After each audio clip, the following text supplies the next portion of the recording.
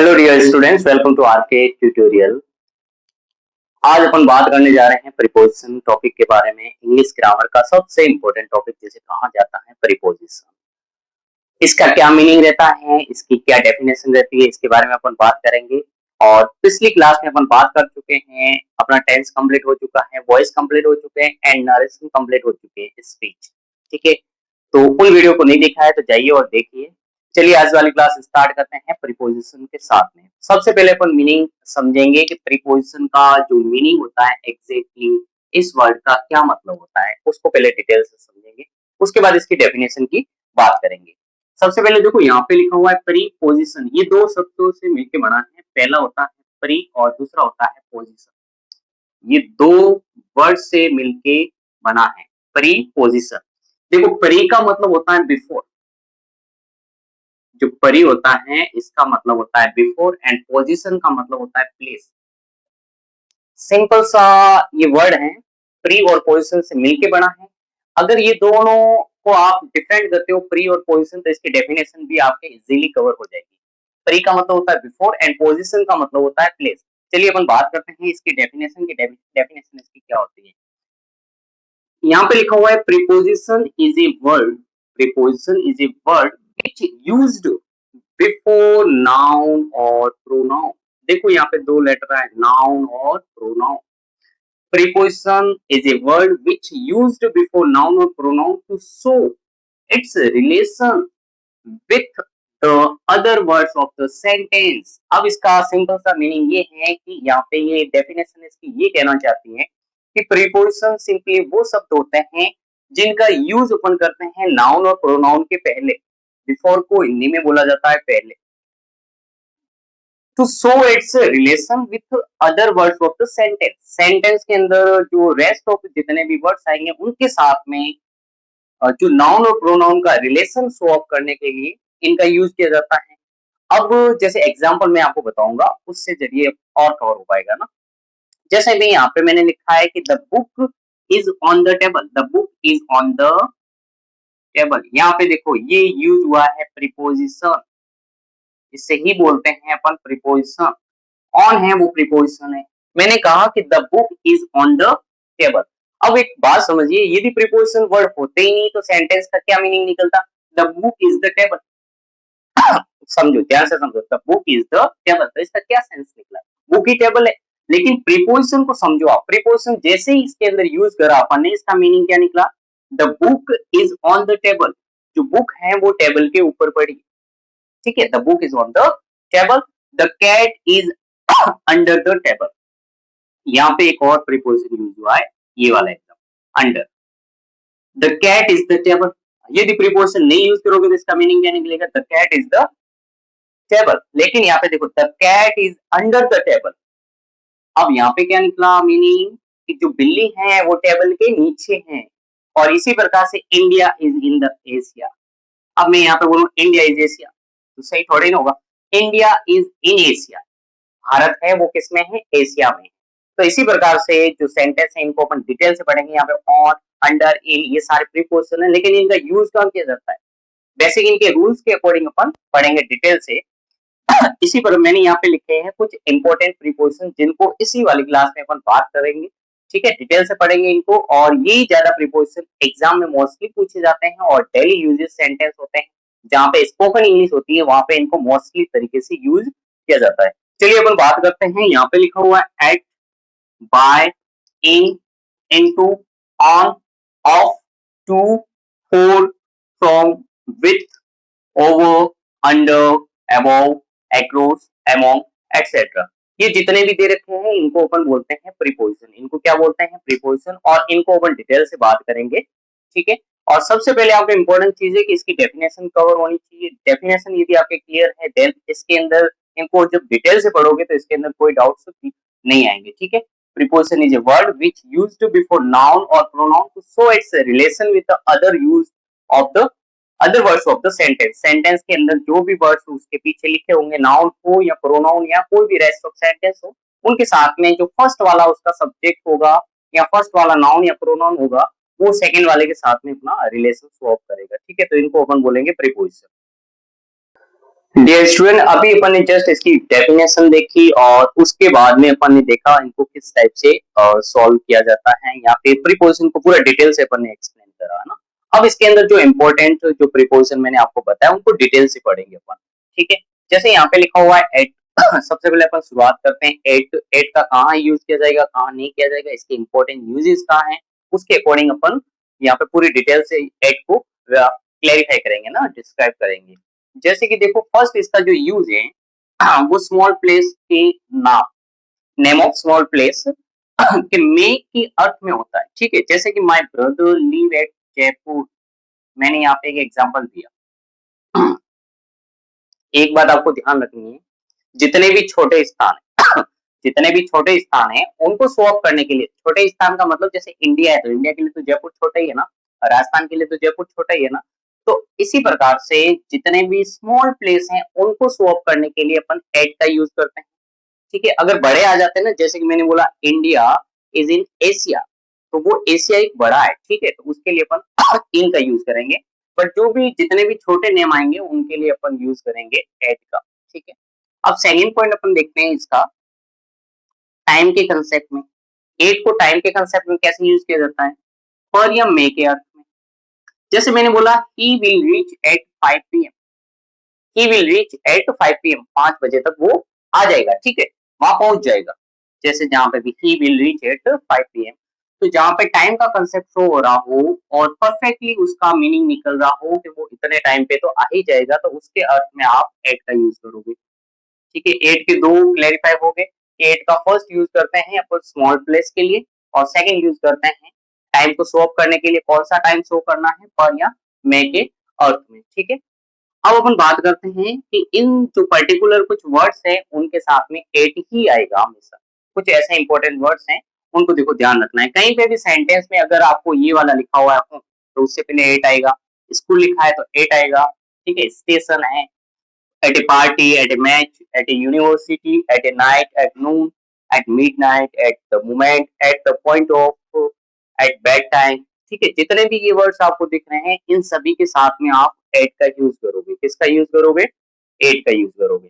और इसका एक और इम्पोर्टेंट पॉइंट है कि जहां पे भी आपको स्पीड शो अप हो रही है, ऐसे सेंटेंस जिनके अंदर स्पीड शो अप हो रही है, रेट शो अप हो रही है, रेट का मतलब प्राइस, किसी भी थिंग्स की कोई प्राइस शो अप हो रही है, या फिर टेम्परेचर, टेम्परेचर का मीनिंग क्या रहता है, तापमान।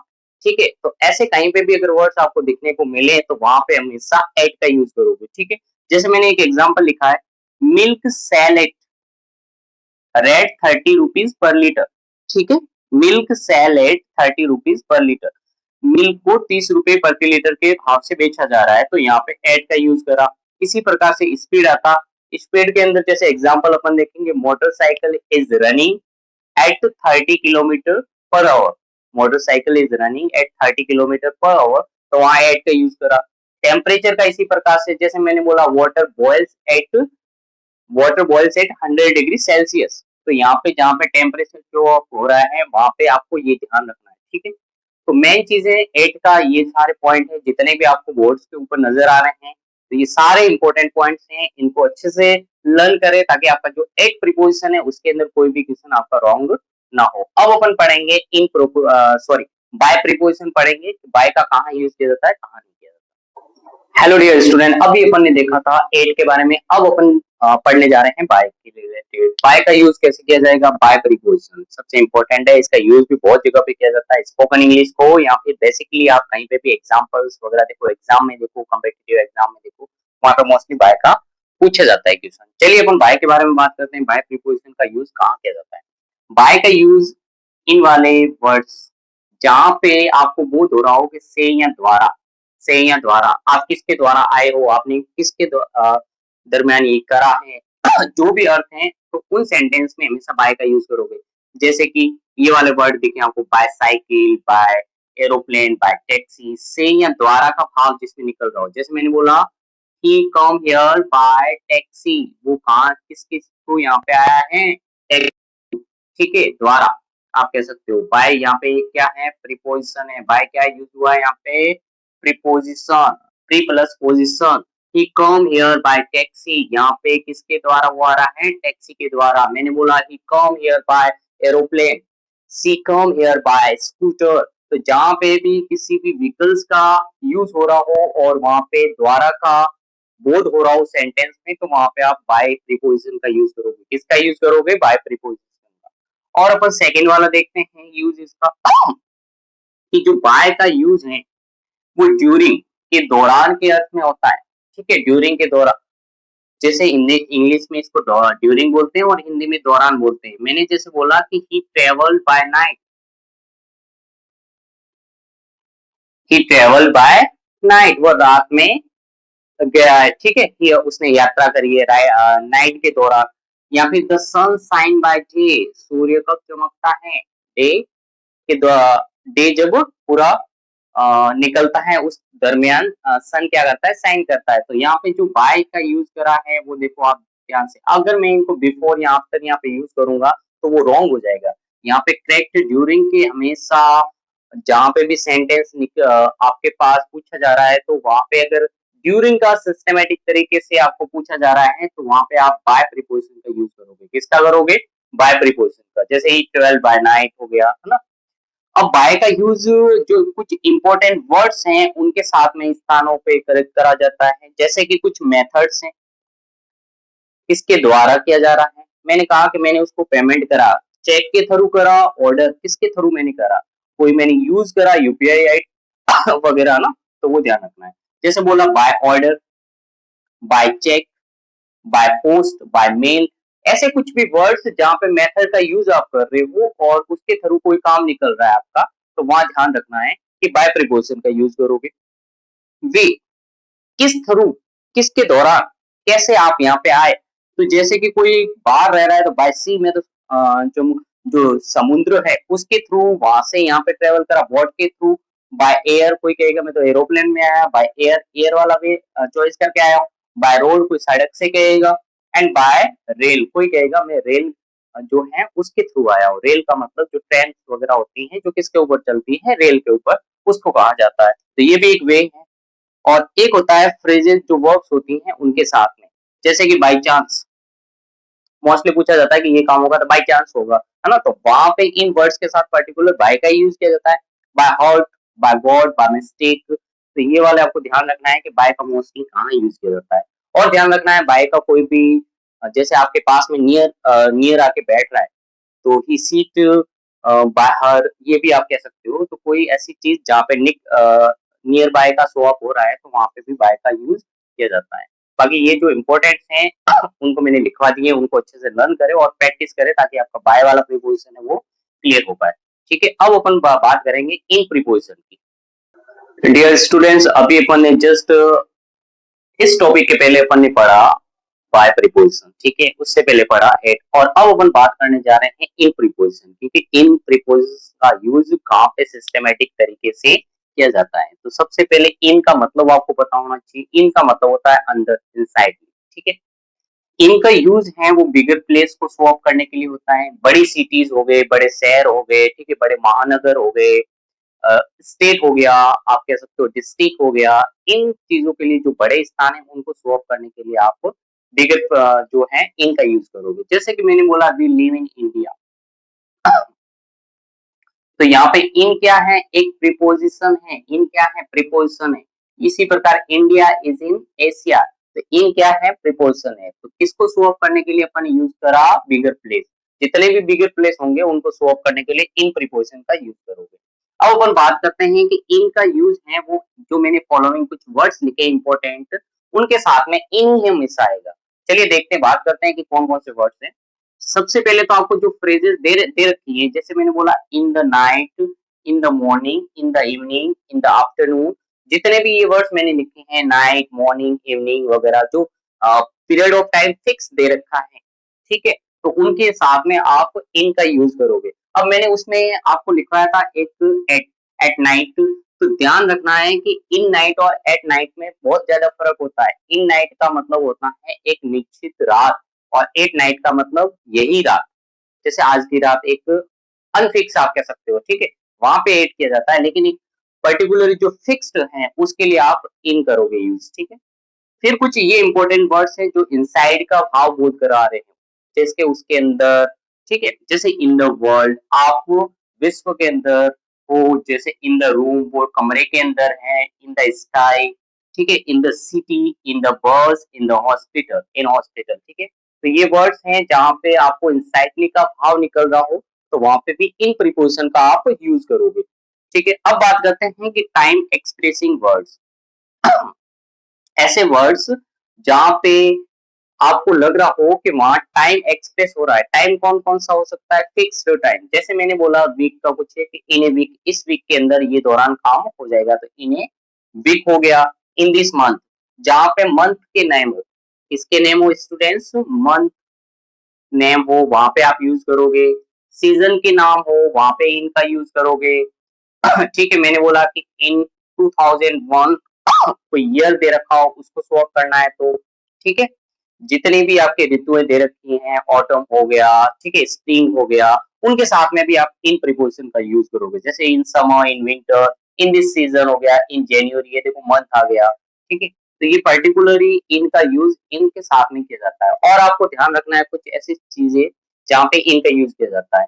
यदि कोई भी इन है उसका यूज़ यहाँ पे भी किया जाता है। ए के बाद में एक टैक्सी आ गया, एक कार आ गया, स्कूटर आ गया, ये वाले अगर आपके लास्ट में वर्ड्स आते हैं और उसके बिफोर आप इनका यूज़ करोगे। इन ए टैक्सी, इन ए कार, इन ए बाइक, ठीक है? जहाँ पे ए और एन आ जाते हैं किसी नाउन या किसी नाउन के पहले, तो वहाँ पे भी आप किसका यूज़ करोगे? इन का यूज़ करोगे, ठीक है? ये आपको ध्यान रखना है। ये चीज़ें कुछ कॉमनली बेसिकली लिखी जाती हैं। और बाकी जो इम्पोर्टेंट चीज़ थी 2 पॉइंट इनकी कि इनका कहाँ यूज़ किया जाता है, तो वो मैंने आपको बता दिए, ठीक है? इंसाइडली का बोध हो रहा हो, कुछ वर्ड्स इम्पोर्टेंट हैं और टाइम एक्सप्रेसिंग जो वर्ड्स हैं, वहाँ पे भी आप इनका यूज़ करोगे, ठीक है? अपना इन हो गया है कंप्लीट। अब जो बाकी वाले प्रीपोज़िशन है, अपन उनको नेक्स्ट क्लास में पूरे प्रीपोज़िशन टॉपिक को फिनिश करेंगे, ठीक है? तो बने रहिए हमारे साथ में और वीडियोज़ अगर आपको पसंद आ रहे हैं, तो लाइक करें, कमेंट करें और अपने दोस्तों के साथ ज़्यादा से ज़्यादा शेयर करें और अभी तक आपने चैनल को सब्सक्राइब नहीं करा है तो चैनल को सब्सक्राइब ज़रूर करें। Thanks for watching.